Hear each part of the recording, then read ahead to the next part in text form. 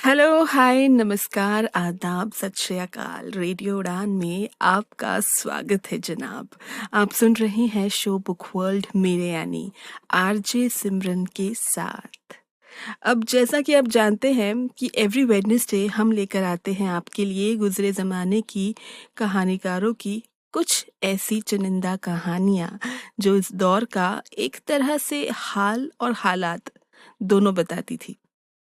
उस जमाने के कहानीकारों में से एक अफसानाकार ऐसे भी हैं जिनकी कहानियां जब छपी तो समाज के एक हिस्से को बड़ी उलझन हुई।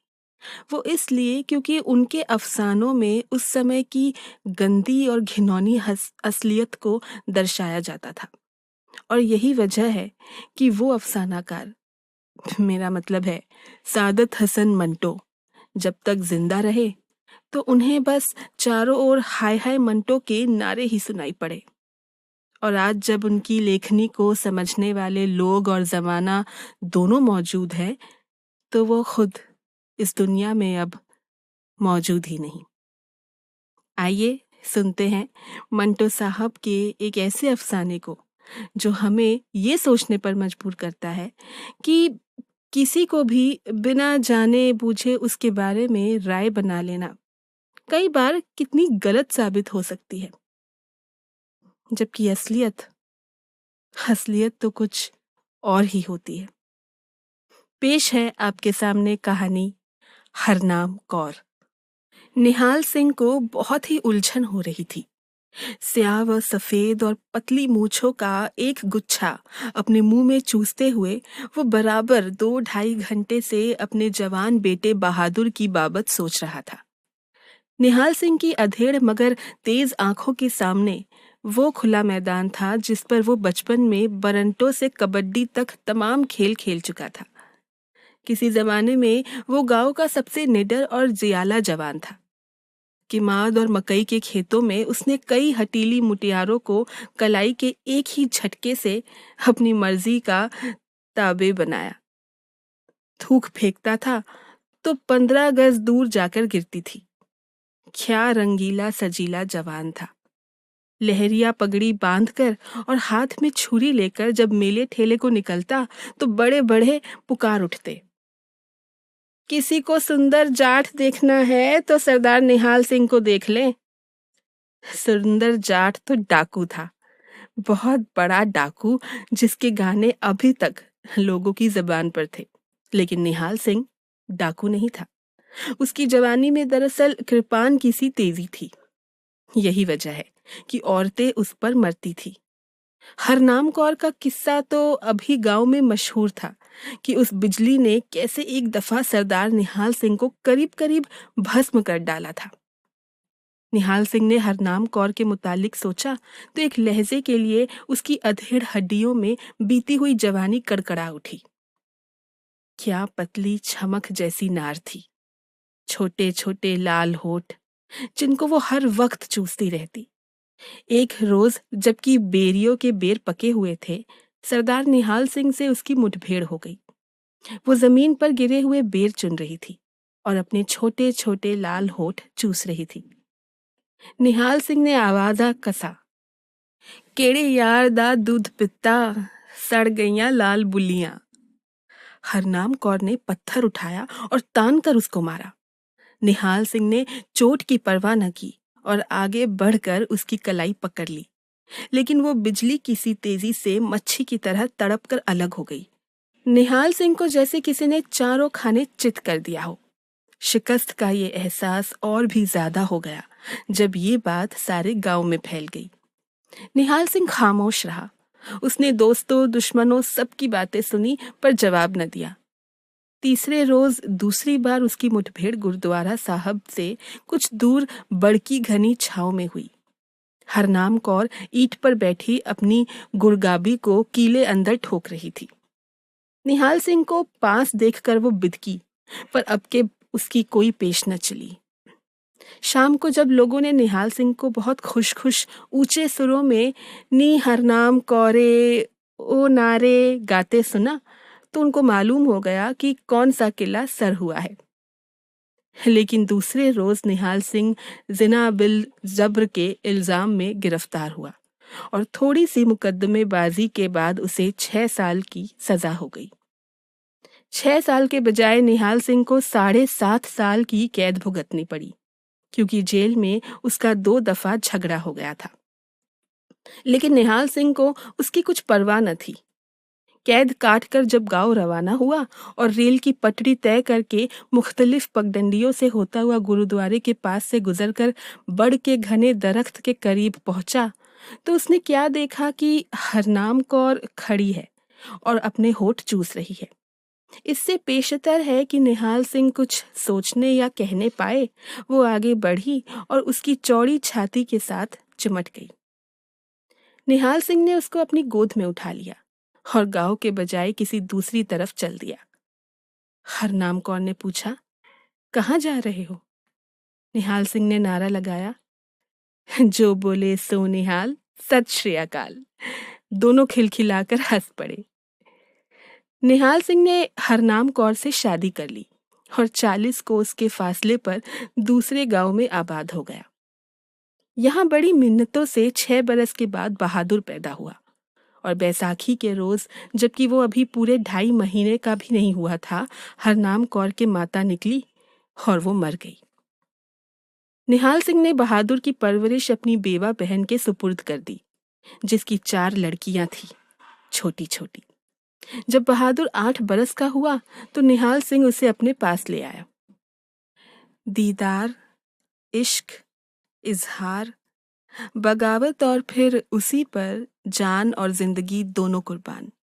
उस जमाने का इश्क भी बड़ा बेतकल्लुफ था जनाब। कहीं दिल गंवाना पड़ता था तो कहीं जान। Hello, a very warm welcome to radio Udaan. आप सुन रहे हैं शो बुक वर्ल्ड, मेरे यानी आरजे सिमरन के साथ। भाई, इश्क और उस इश्क को जताने और निभाने का जज्बा अगर किसी के पास हो तो बिल्कुल ऐसा हो जैसा कि हमारी कहानी के नायक निहाल सिंह में था। कितना बेखौफ और कैसा गबरू जवान। उसकी हाजिर जवाबी पर तो पिंड की सारी मुटियारें, मेरा मतलब है सारी जवान लड़कियां न्योछावर थी। तो वही उसने हरनाम कौर पर भी अपना जादू चला ही दिया और दोनों ने सारे बंधन तोड़कर शादी कर ली और फिर पैदा हुआ उनका बेटा बहादुर। लेकिन उसके पैदा होने के कुछ वक्त बाद ही उसकी माँ यानी हरनाम कौर की मौत हो गई। बहादुर अभी काफी छोटा था, तो उसकी देखरेख के लिए निहाल सिंह ने अपनी बेवा बहन को उसकी सुपुर्दगी दे दी। जब वो 8 साल का हुआ तो निहाल सिंह बहादुर को वापस अपने घर ले आया। 4 बरस हो चले थे कि बहादुर अपने बाप की निगरानी में था। शक्ल सूरत में वो बिल्कुल अपनी माँ जैसा था, उसी तरह दुबला पतला और नाजुक। कभी कभी अपने पतले पतले लाल लाल होठ चूसता तो निहाल सिंह अपनी आंखें बंद कर लेता। निहाल सिंह को बहादुर से बहुत मोहब्बत थी।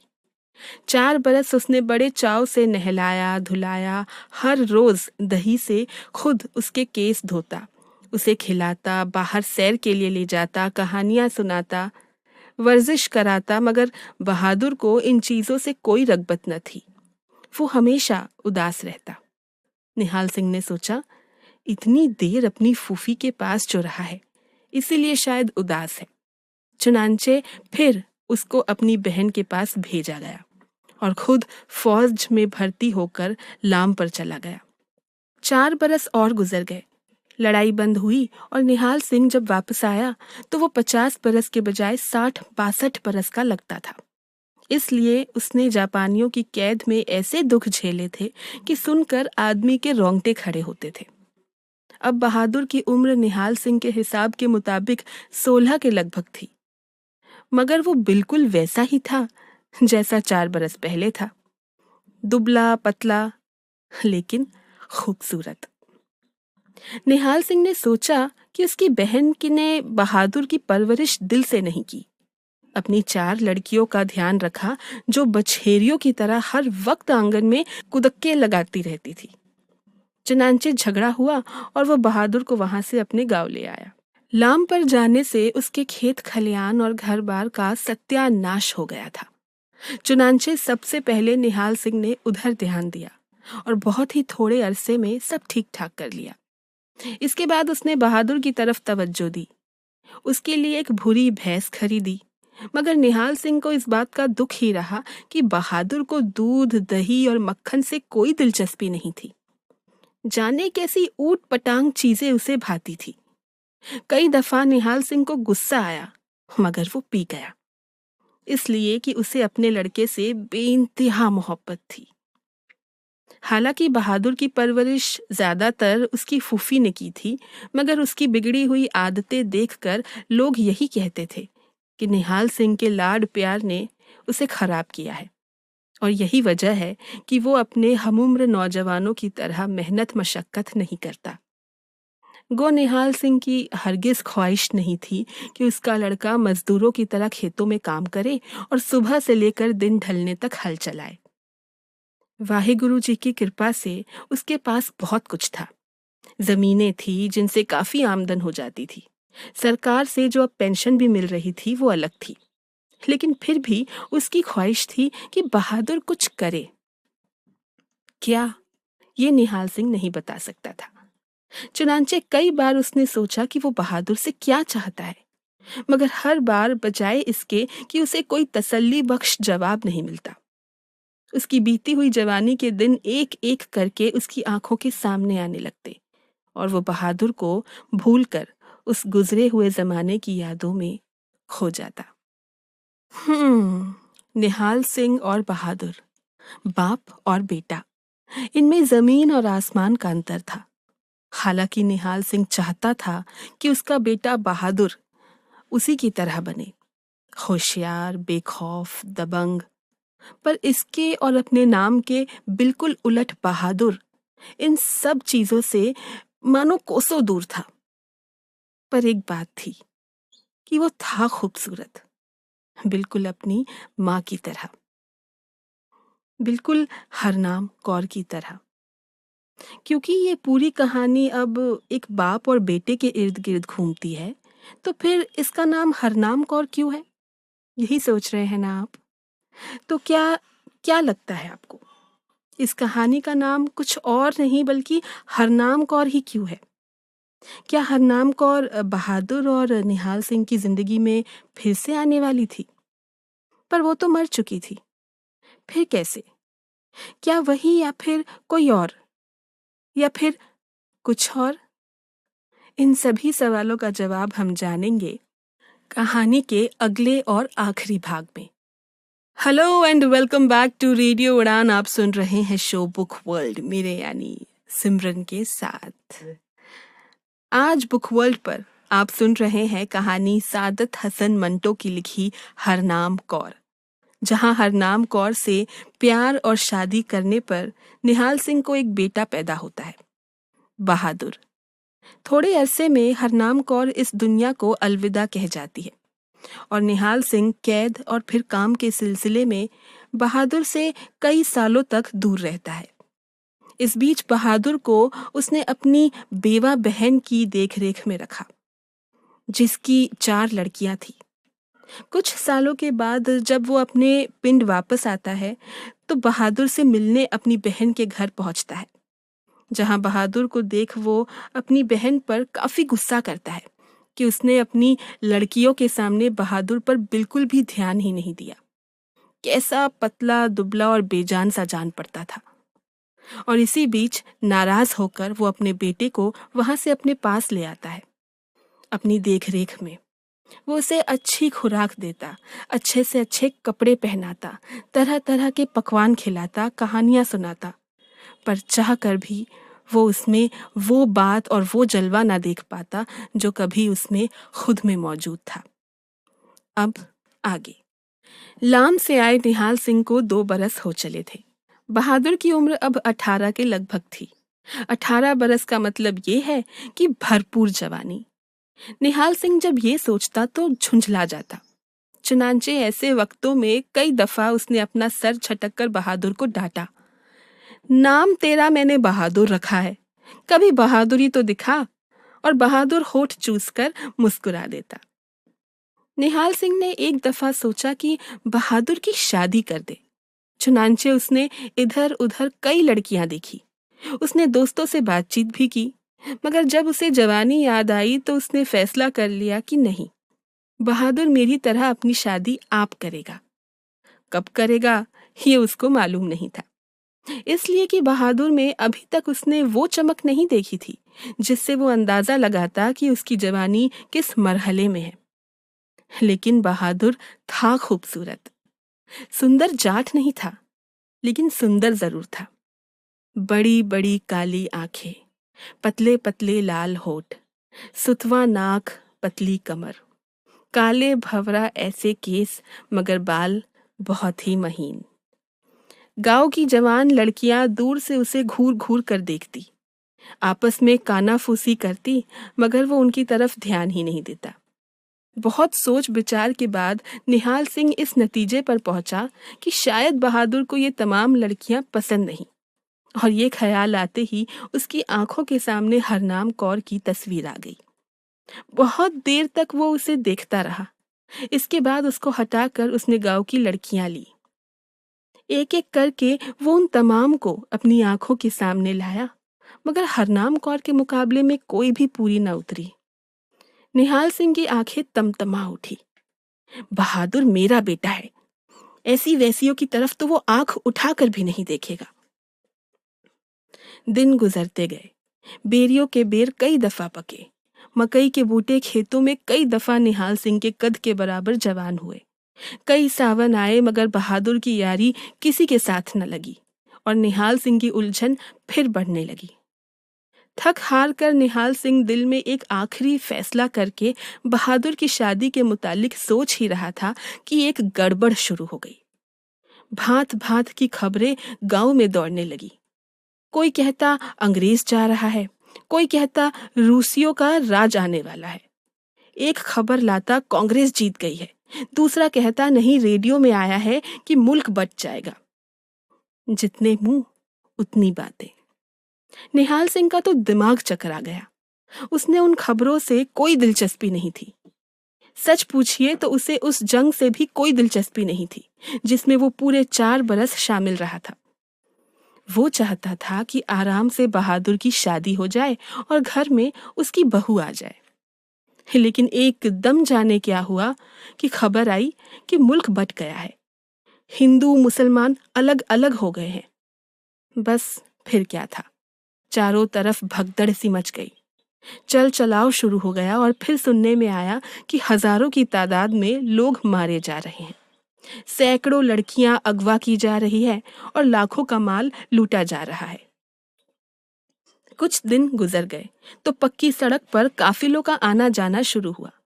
गांव वालों को जब मालूम हुआ तो मेले का समा पैदा हो गया। लोग 100-100, 200-200 की टोलियां बनाकर जाते। जब लौटते तो उनके साथ कई चीजें होती, गाय, भैंस, बकरियां, घोड़े, ट्रंक, बिस्तर और जवान लड़कियां। कई दिनों से ये सिलसिला जारी था। गांव का हर जवान कोई ना कोई कारनामा दिखा चुका था। हत्ता की मुखिया का नाटा और कुबड़ा लड़का दरियाम सिंह भी उसकी पीठ पर बड़ा कुहान था, टांगे टेढ़ी थी, मगर ये भी 4 रोज हुए पक्की सड़क पर से गुजरने वाले एक काफिले पर हमला करके एक जवान लड़की उठा लाया था। निहाल सिंह ने उस लड़की को अपनी आंखों से देखा था। खूबसूरत थी, बहुत ही खूबसूरत थी। लेकिन निहाल सिंह ने सोचा कि हरनाम कौर जितनी खूबसूरत नहीं है। गांव में कई दिनों से खूब चहल पहल थी। चारों तरफ जवान शराब के नशे में धुत बोलियां गाते फिरते थे। कोई लड़की भाग निकलती तो सब उसके पीछे शोर मचाते दौड़ते। कभी लूटे हुए माल पर झगड़ा हो जाता तो नौबत मरने मारने पर आ जाती। चीख और पुकार तो हर घड़ी सुनाई देती थी। गरज ये कि बड़ा मजेदार हंगामा था। लेकिन बहादुर खामोश घर में बैठा रहता। शुरू शुरू में तो निहाल सिंह बहादुर की इस खामोशी के मुतालिक बिल्कुल गाफिल रहा। लेकिन जब हंगामा और ज्यादा बढ़ गया और लोगों ने मजाकिया लहजे में उससे कहना शुरू किया कि क्यों सरदार निहाल मियाँ, तेरे बहादुर ने सुना है कि बड़ी बहादुरियां दिखाई है, तो वो पानी पानी हो जाता। चौपाल पर एक शाम को यरकान के मारे हुए हलवाई विशेषर ने दून की फेंकी और निहाल सिंह से कहा, दो तो मेरा गंडा सिंह लाया है, एक मैं लाया हूं, बंद बोतल। और ये कहते हुए विशेषर ने जबान से पटाखे की आवाज पैदा की, जैसे बोतल में से काग उड़ता है। नसीबों वाला ही खोलता है ऐसी बंद बोतलें, सरदार निहाल सैया। निहाल सिंह का जी जल गया। क्या था विशेषर और क्या था गंडा सिंह? एक यरकान का मारा हुआ, दूसरा तपेदिक का। मगर जब निहाल सिंह ने ठंडे दिल से सोचा तो उसको बहुत दुख हुआ, क्योंकि जो कुछ विशेषर ने कहा हकीकत थी।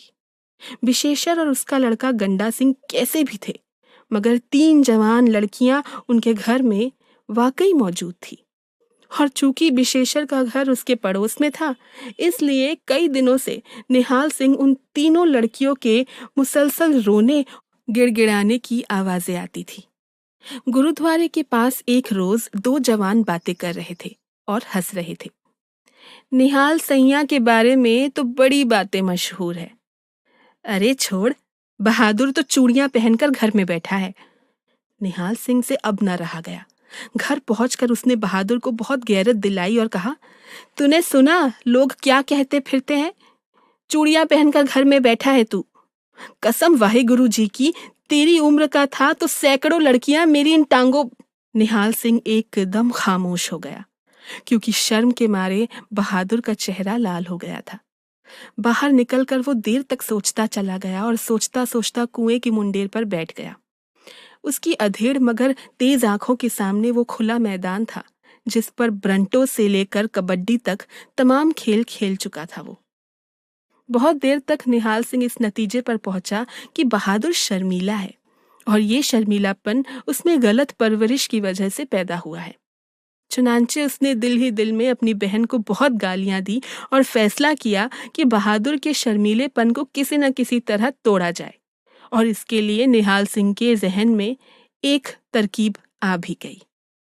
खबर आई कि रात को कच्ची सड़क पर से एक काफिला गुजरने वाला है। अंधेरी रात थी। जब गांव से एक टोली उस काफिले पर हमला करने के लिए निकली, तो निहाल सिंह भी ठाठा बांधकर उनके साथ हो लिया। हमला हुआ। काफिले वाले निहत्ते थे। फिर भी थोड़ी सी झपट हुई, लेकिन फौरन ही काफिले वाले इधर उधर भागने लगे। हमला करने वाली टोली ने उस अफरा तफरी से फायदा उठाया और लूट मार शुरू कर दी। लेकिन निहाल सिंह को मालो दौलत की ख्वाहिश नहीं थी। वो किसी और ही चीज की ताक में था। सख्त अंधेरा था। गांव वालों ने मशालें रोशन की थी, मगर भाग दौड़ और लूट खसोट में बहुत सी बुझ भी गई थी। निहाल सिंह ने अंधेरे में कई औरतों के साए दौड़ते देखे, मगर फैसला न कर सका कि इनमें से किस पर हाथ डाले। जब काफी देर हो गई और लोगों की चीख और पुकार मद्धम पड़ने लगी, तो निहाल सिंह ने बेचैनी के आलम में इधर उधर दौड़ना शुरू किया। एकदम तेजी से एक साया बगल में गठड़ी दबाए उसके सामने से गुजरा। निहाल सिंह ने उसका ताकुब किया। जब पास पहुंचा तो उसने देखा कि लड़की है और जवान। निहाल सिंह ने फौरन अपने गाढ़े की चादर निकाली और उस पर जाल की तरह फेंकी। वो फंस गई। निहाल सिंह ने उसे कांधों पर उठा लिया और एक ऐसे रास्ते से घर का रुख किया कि उसे कोई देख न ले। मगर घर पहुंचा तो बत्ती गुल थी। बहादुर अंदर कोठरी में सो रहा था। निहाल सिंह ने उसे जगाना मुनासिब ख्याल न किया। किवाड़ खोला, चादर में से लड़की निकालकर अंदर धकेल दी और बाहर से कुंडी चढ़ा दी। फिर जोर जोर से किवाड़ पीटे ताकि बहादुर जाग पड़े। जब निहाल सिंह ने मकान के बाहर खटिया बिछाई और बहादुर और उस लड़की की मुठभेड़ की कपकपाहट पैदा करने वाली बातें सोचने के लिए लेटने लगा, तो उसने देखा कि बहादुर की कोठड़ी के रोशनदानों में दिए की रोशनी टिमटिमा रही है। निहाल सिंह उछल पड़ा और एक लहजे के लिए महसूस किया कि वो जवान है। किमाद के खेतों में मुटियारों को कलाई से पकड़ने वाला नौजवान। सारी रात निहाल सिंह जागता रहा और तरह तरह की बातें सोचता रहा। सुबह जब मुर्ग बोलने लगे तो वो उठकर कोठड़ी में जाने लगा, मगर ड्योढ़ी से लौट आया। उसने सोचा कि दोनों थक कर सो चुके होंगे और हो सकता है कि निहाल सिंह के बदन पर झुरझुरी सी दौड़ गई और वो खाट पर बैठकर मूंछों के बाल मुंह में डालकर चूसने और मुस्कुराने लगा। जब दिन चढ़ गया और धूप निकल आई तो उसने अंदर जाकर कुंडी खोली। सटर पटर की आवाजें सी आई। किवाड़ खोले तो उसने देखा कि लड़की चारपाई पर केसरी दुपट्टा ओढ़े बैठी है। पीठ उसकी तरफ थी, जिस पर यह मोटी काली चुटिया सांप की तरह लटक रही थी। जब निहाल सिंह ने कोठड़ी के अंदर कदम रखा तो लड़की ने पांव ऊपर उठा लिए और सिमट कर बैठ गई। ताक में दिया अभी भी जल रहा था। निहाल सिंह ने फूंक मारकर उसे बुझाया और दफतन उसे बहादुर का ख्याल आया। बहादुर कहाँ है? उसने कोठड़ी में इधर उधर नजर दौड़ाई, मगर वो कहीं भी नजर न आया।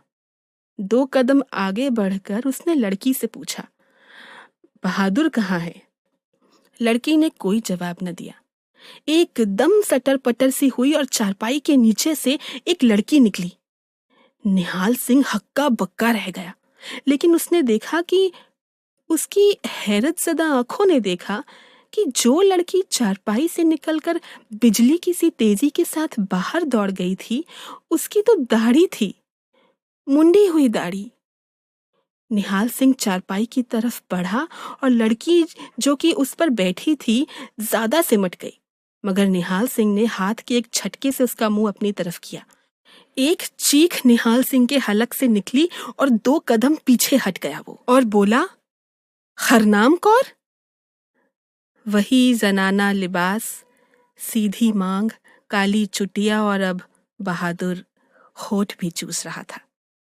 उम्मीद, इसे करना और रखना अच्छी बात है, वहां जहां ये अशद जरूरी है, लेकिन जब ये आपके इरादों पर खरी नहीं उतरती तो कई बार यही उम्मीद नाउमीदी भी पैदा कर जाती है। Hello and very good evening to all my listeners out there, जिन्होंने यहाँ तक हमारा साथ निभाया और रेडियो उड़ान के साथ बने रहे। कुछ वक्त अब 10 बजने वाले हैं मेरी वॉल क्लॉक पर और वक्त हो चला है आप सबसे अलविदा लेने का। लेकिन जाने से पहले ज़रूरी सूचना, अगर आपको आज की हमारी बुक वर्ल्ड की कहानी हरनाम कौर पसंद आई हो तो अब आप इस कहानी और इसके साथ मेरी बुक वर्ल्ड पर और भी कहानियों को यूट्यूब पर भी सुन सकते हैं। आपको बस रेडियो उड़ान टाइप करना है और फिर उसमें आरजे सिमरन बुक वर्ल्ड सर्च करना है। ये कहानी और बाकी सभी कहानियाँ आपके सामने आ जाएंगी। कहानी अच्छी लगी हो तो इसे लाइक करें और अपने फ्रेंड्स और फैमिली में इसे शेयर ज़रूर करें। Till the time you enjoy these tracks और मैं आरजे सिमरन फिर मिलूंगी आपसे अगले वेडनेसडे एक नई कहानी के साथ, ठीक रात 9 बजे, और रिपीट अगले दिन यानी थर्सडे शाम 4 बजे, only and only on radio उड़ान, अ फ्लाइट ऑफ लाइफ।